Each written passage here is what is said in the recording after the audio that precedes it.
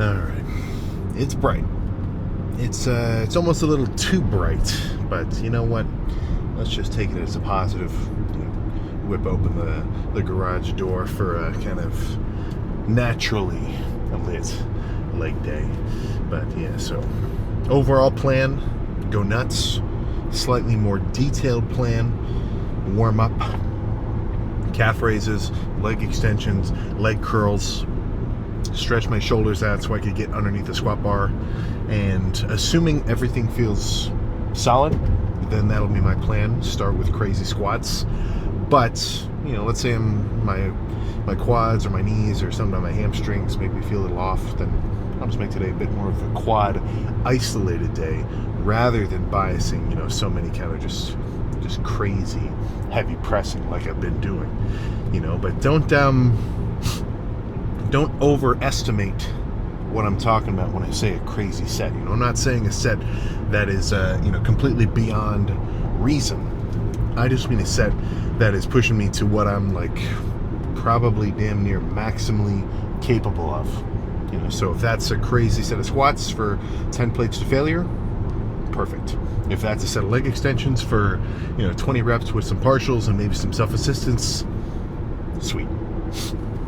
Or any combination of the two, leg extensions into leg press, maybe leg press with leg extensions as a burnout. It's just either or. It's not limited to just one specific movement. But I kind of want that theme to transcend just one crazy cool looking heavy set in the beginning and have that branch out into every other set, just so none of them really get neglected, right? It's not there's a certain humility you've got to have when you're looking at a set of hamstring curls in comparison to crazy heavy back squat, right? We're programmed to think that back squat is much cooler and much more effective, but don't get that hamstring curl wrong, right? If you want to actually get some sort of depth and grain and freaking tennis balls floating around in the back of your hamstrings when you flex them, and you can really see some detail rather than just have kind of a chunk of thigh that you don't really think that much about, you gotta hit those hamstring curls with the same height or more. So I guess that's kind of my main point. Even though some movements may feel like they're a little more in the accessory category, like, oh, this is just light, this is a set I can keep talking to my buddy while I'm doing, and not really pay too much attention of, maybe listen to a podcast. To that I say no. All right, to that I say get your headphones blaring with whatever gets you the most amped and stick with it from beginning to end. That's easier said than done, right? I mean, some days you might be off, some days something just might not feel the same. Maybe maybe whatever. A million different factors that could come into play could kind of throw you off your game. But you got to at least go into it, not even hoping, knowing that you're going to win, knowing that you're going to kill it, and then if something else happens, shit happens, right? You never know. But you definitely don't want to go in prepping yourself to fail. And by fail, I don't mean fail a set. That's what you should do. I'm talking fail as though you've just given up. Yeah, this lift is kind of, I've had days where I kind of made it extra hard on myself from being stupid, from staying up way too late. I had an early flight or something, and then I did a middle of the night workout and didn't sleep. Not ideal. I think we can all agree with that. But I still went after it, and even after 2 or 3 sets, leg curls, leg extensions, leg press, whatever, even though it feels pretty freaking rough, I'm like, oh. Some of those lifts I can look back on and remember them as being the ones that, shit, I've done damn near 25 or 2,500 workouts, and I still remember some of the ones where I felt extra rough on. What that tells me is I turned it around. I can come into the gym and mentally be there, but physically sometimes it might take a few sets to really kind of get into the groove of things, right? So that's where it's you never lose till you fold, right? You didn't take a loss on your stock or your crypto until you sell, right? So that's where, sure, sets 1 through 3, maybe you didn't love the movement, maybe whatever, maybe you just insert whatever comes to mind for you, but afterward, okay, keep going. trudge through it. Some of my best pumps have come after the lifts where the first 3 sets were so I'm not saying that happens all the time. Sometimes if the first 3 sets suck, the whole lift is I don't want to say a wash, but just isn't top tier. But the important thing is still going for it, as though every lift is take it to the extreme, right? Hit it as though every lift was your last. If I knew I never had to squat again, or I would never get to squat again, I think that would make me do at least 1 extra rep. So actually I better keep that mentality once I get in there and load the squat rack. That'll be a good thing to think. Thanks for yeah, that's one benefit of me doing these, getting a little prep talk every lift. I end up amping myself up. Now I'm getting extra excited to squat. Yeah, no, this will be sweet. No more talking. Let's make legs happen. Plan was to squat first. Hamstrings warm, quads warm, calves warm, everything warm. 1 plate, 2 plate, 3 plates. But I can tell it's a little hefty on the quads. I think squatting, well, for me it's every 8 days. Or no, twice every 8 days. Just about twice a week. That might be a little too much volume. But I still want to hit quads. I just don't think today is as, let's just say, effective to, hit them with that kind of weight. Might be pushing the injury threshold a little higher than necessary. So let's just do classic legs. Hams first, quads afterward, and then probably a little more leg extension bias. If this is going to be a bit of a lighter, squeezing, burning quad day, shit, man, I've had many a pump just on the leg extension alone. But let's make this first one happen.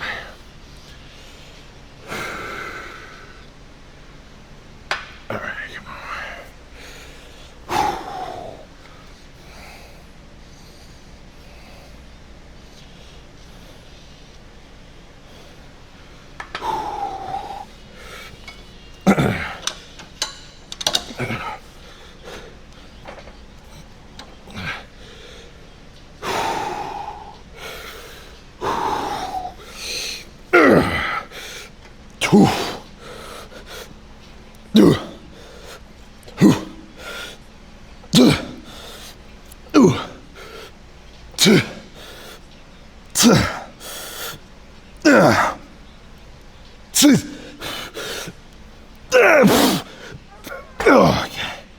Oh, goodness.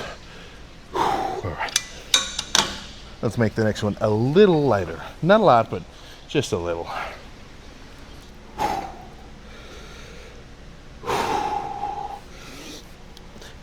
Okay.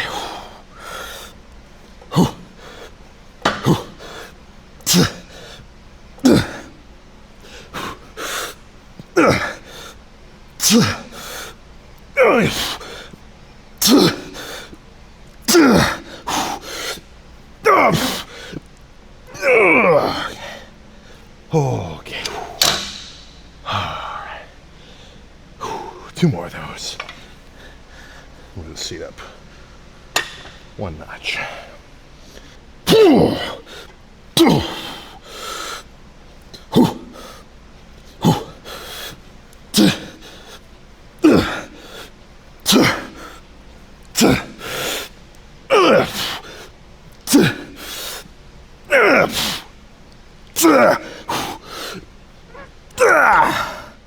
Okay.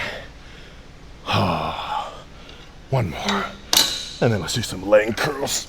Oh, man.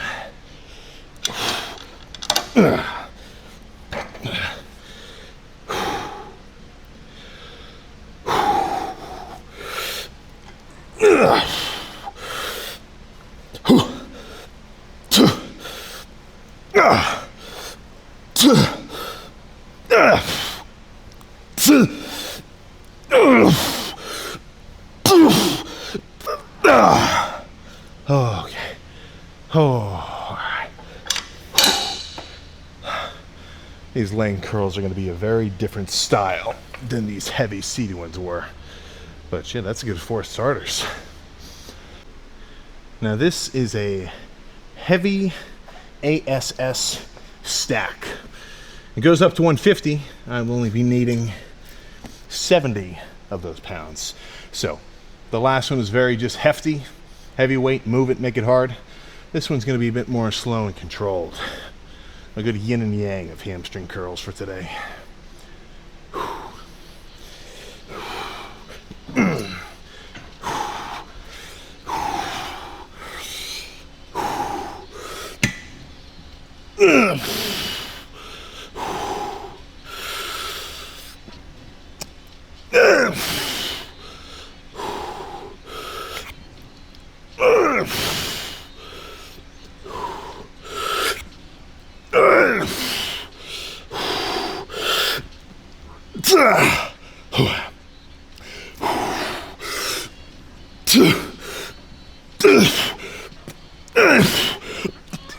Okay.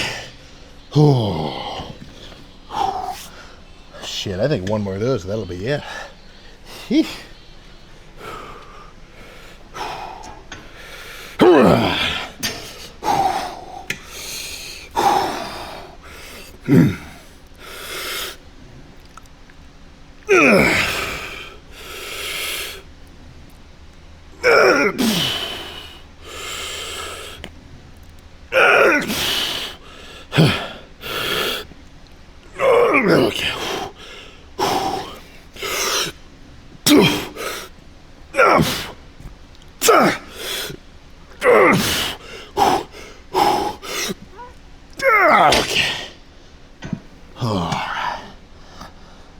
Okay, let's do some leg extensions.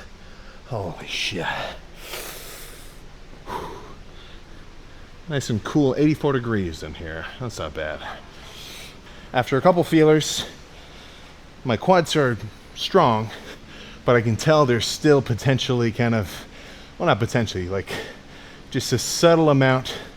I wouldn't say heavy pressing would be good for today. So I think I'll just make quads a little quicker.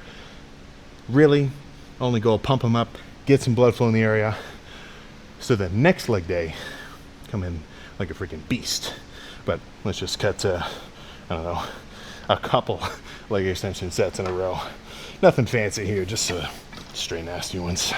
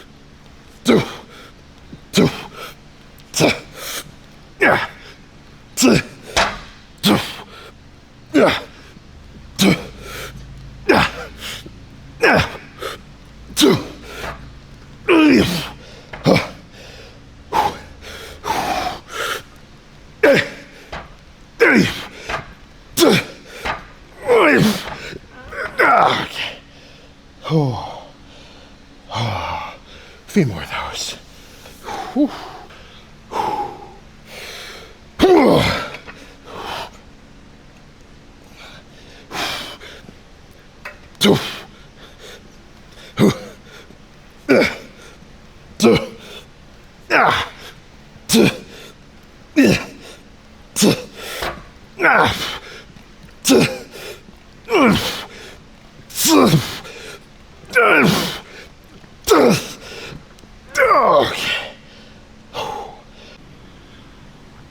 Let's spice it up a little more.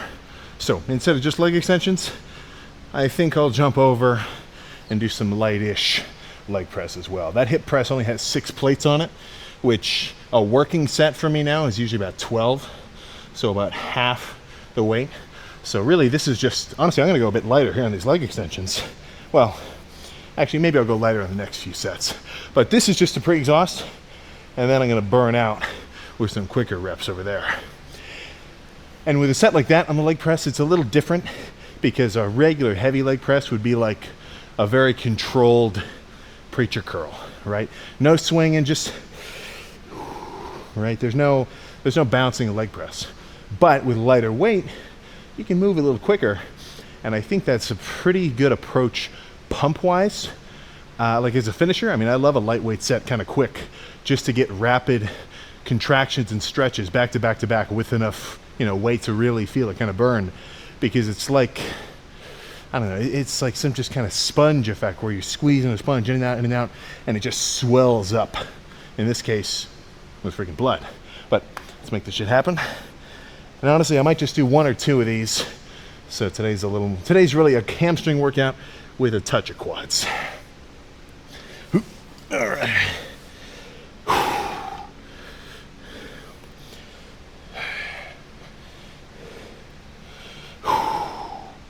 All right, come on.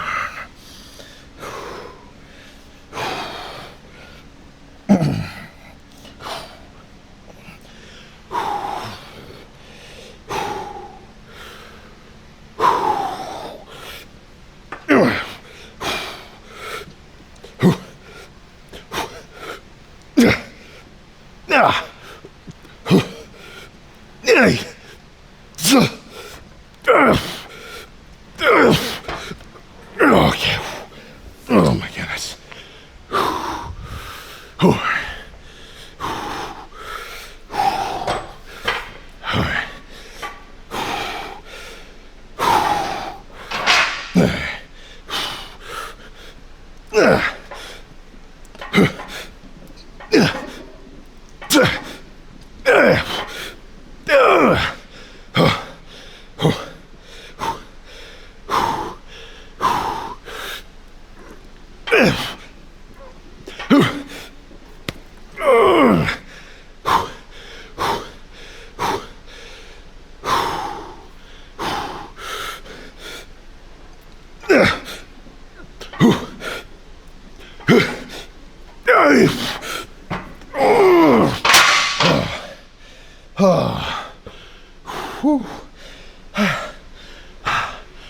Oh yeah, 1 more of those will be good.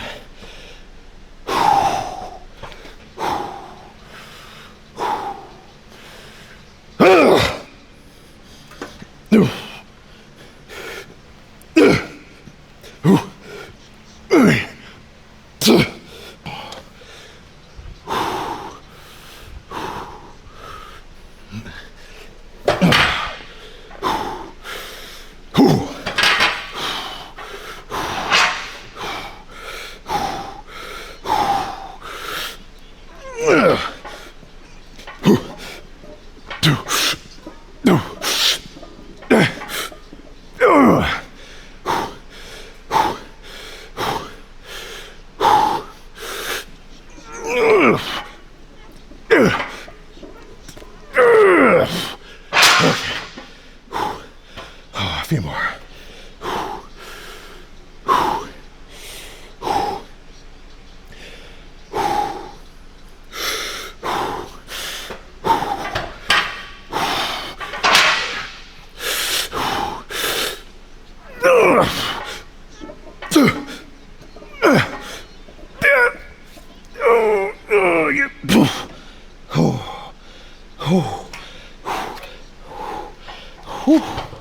Okay.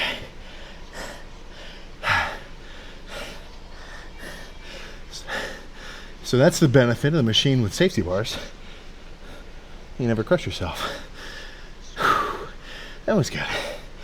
That was good. A little more chill for quads, but let me try to take these plates off, re-rack it, and then let's see how quads are looking.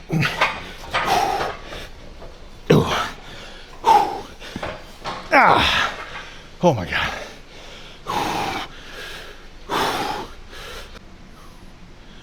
All right.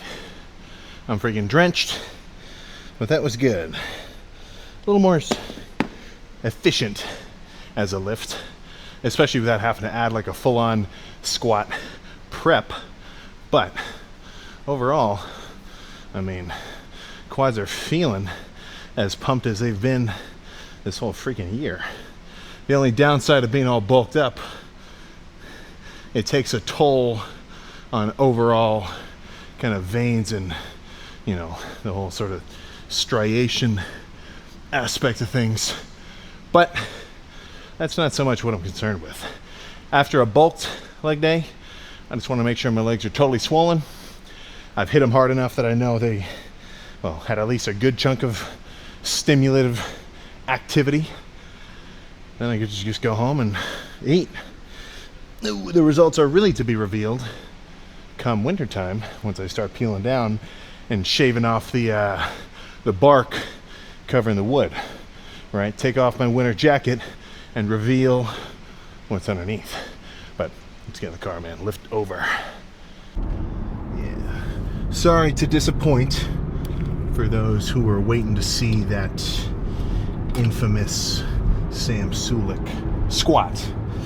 But that's the value of it, you know, the fact that you can't do it all the time, you know. It would not be, no exaggeration, it would not be impossible for me, and this is obvious, like I'm just kind of saying it just because, but it's totally within my capabilities to completely run myself into the ground by giving myself in-gym tweaks and pulls, or just like straight up, you know, injuries. And the stronger you get, the more capable of that you are, right? It's almost double-edged sword, kind of like, right? You can bench 315. 315 will probably still have the same effect on your windpipe as it did when you can only bench 225. You know, you can squat a crazy amount. Okay? Everybody runs into random knee issues, you know, things like that. So, even though it's not as cool, that's, you know, sometimes you gotta be the, it's like the designated driver of your workouts. You know, sometimes you can tell you're probably not ready to throw that kind of stuff around. But, you know, that's just kind of a humility thing. And, you know, you're fighting for the greater good, right? Getting to squat another day, right? But yeah. Now that I say that totally contradicts what I was saying on the way here when I was like, squat like it's your last squat ever. So, well, I think you can get the sentiment. But yeah, it's freaking hot in there. But I'm kind of getting used to the heat now. Like, the same with anything. The more you're exposed to something, the more natural it'll kind of become for you. So, the one saving grace of today was not insanely humid in there. So, that's good for me. But, yeah, now I just get to go home and get some freaking food into my system. I can tell my forearms up in here are still a little tender, partially from holding myself down on all those leg extension sets too. So tomorrow is supposed to be chest, and usually if my forearms are a little tender for chest, that throws my game off a little bit, at least with heavy pressing. So maybe I'll make these next few days a little lighter squeezing, just in contrast to the last few, because I've been going pretty heavy the last couple. It's like the last week or so was pretty gnarly lifts, weight-wise. Lots of tension, lots of just physical force being exerted. So I think it'll make sense to go a little more chill now. So that's usually my first stage of my first level of defense against, you know, needing a rest day or kind of having to recuperate a little extra. Not immediately pump the brakes, you know, and take like 2 days off or anything like that, but, you know, kind of ease into it a little more, because you can still bring it on a light squeezing day. And I think that you're a better lifter if you can not be so kind of turned off by the idea of that, you know. Let's say you totally wreck your shoulder. You can do flies. You can't bench, but you can do flies, and they feel good. Like you're not hurting yourself. Then you're good. You know, just do those until you're ready to actually load yourself some more. Right? The last thing I like to hear, and I say the same phrase every time, but it's still just as true as the first time I said it. It's seeing a guy where he's, you know, I know that this dude has an infamously bad shoulder. I know his rotator cuff is freaking cooked, but he still continues to wreck it every time he comes into the gym to do chest. And he's just like, yeah, man, my shoulder. Yeah, there's no movement, you know, at least like bodybuilding set-wise, that a crunching sound or a snapping sound means that you're doing it right. Absolutely freaking not. But I still feel pretty good about that. Good hamstring sets. I think I overdid it with the heavy seated curls in the beginning, and I don't mean overdid it as in like pulled anything. I mean overdid it like there's almost a level of intensity that I think you start to get diminishing returns for the rest of the workout. You know what I'm saying? So it's like, and it's kind of weird to say, but if the first few sets you bring it so hard that you're super fatigued, but you're not fully pumped yet, then for the next few at the end of the workout, it might actually be hard for you to really pump yourself up because you totally wrecked yourself in the beginning, you know? So I think I might have been better off doing just 3, maybe even 2 of those heavy seated curls, and then doing the rest laying, squeezing. But that's just more information for the language learning model. Right, that is my noggin. You know, that's one thing that I think gets a little underappreciated, because when we talk about lifting experience, you know, we're always talking muscle maturity, mind-muscle connection, just overall, like, you know, stick-to-itiveness and discipline. But what I don't hear brought up a lot is just the fact that if you have done, you know, hundreds, thousands of lifts, all of those lifts, as long as you change it up to a reasonable degree, you know, if you do the same lift every time, it doesn't matter if you do 10,000 of them, you're not really building your knowledge base as much.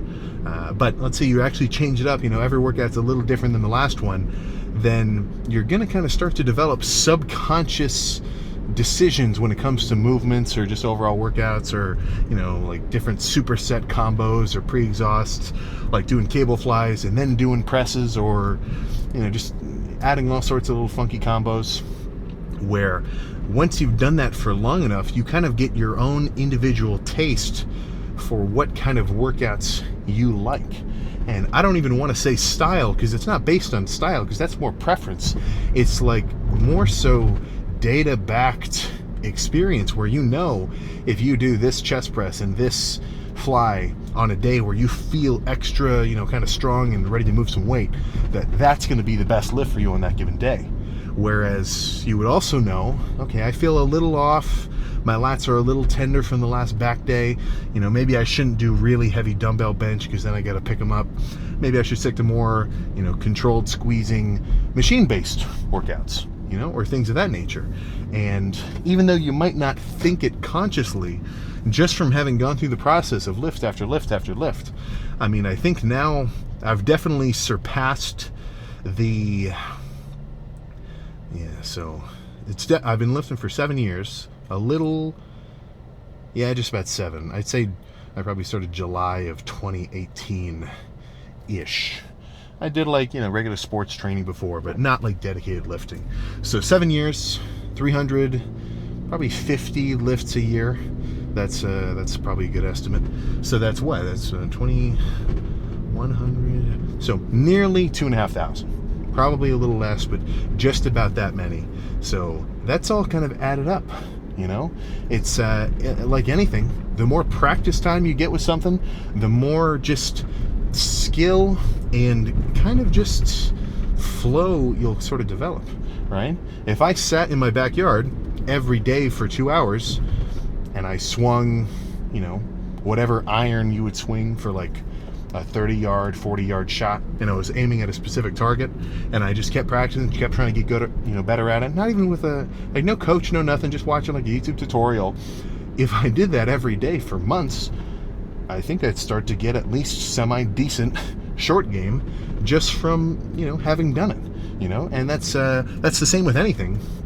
But I think sometimes it gets overlooked because we're more so concerned with, like, okay, what are the physical gains that I'm going to get out of this period of training?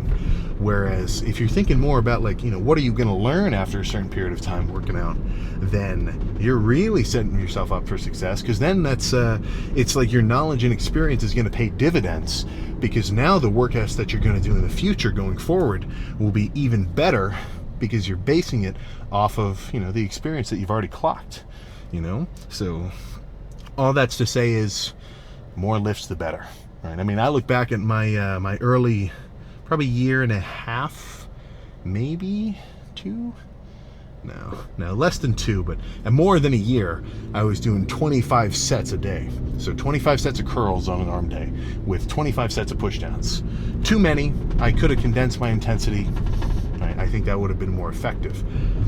But I do not look back on that and think, oh man, I wish I did it differently, because now I can say I got a lot of, you know, just a rep experience, which shit, man.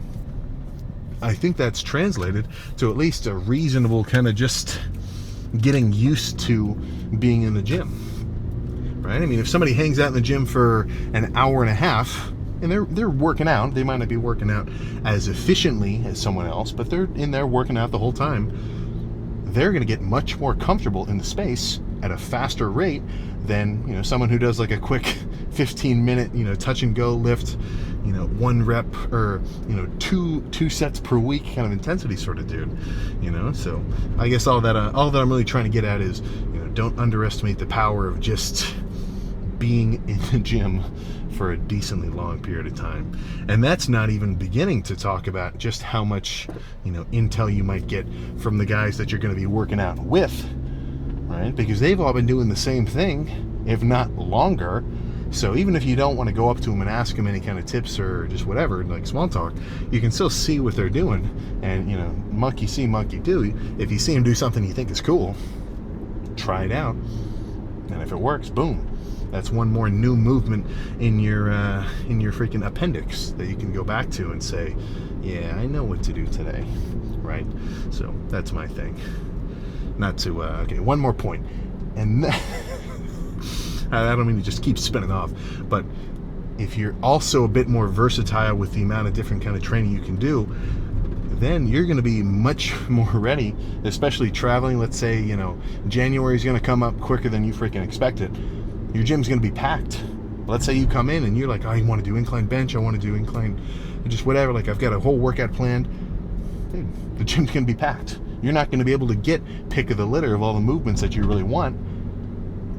That's not going to bother you because you know so many different workouts. You can just pick any of them out of the drop of a hat and you're going to have a good lift, you know. So it's the benefits are endless, right? But this is that's just, you know, not even worth mentioning, but I think you get the gist of what I'm trying to get at. But either way, let's go eat some food, and then I have got either a more squeezing stretch-based chest day tomorrow, or I might make it more of an accessory day, do like a straight up forearm and calf workout. I have not done that for quite a while. I don't think they're lacking. I think I've got decent quad and, you know, forearms for the rest of my build. They can always be bigger. Right? That's the mantra for the day. You can always be freaking larger. But no more talking. I'll see you tomorrow.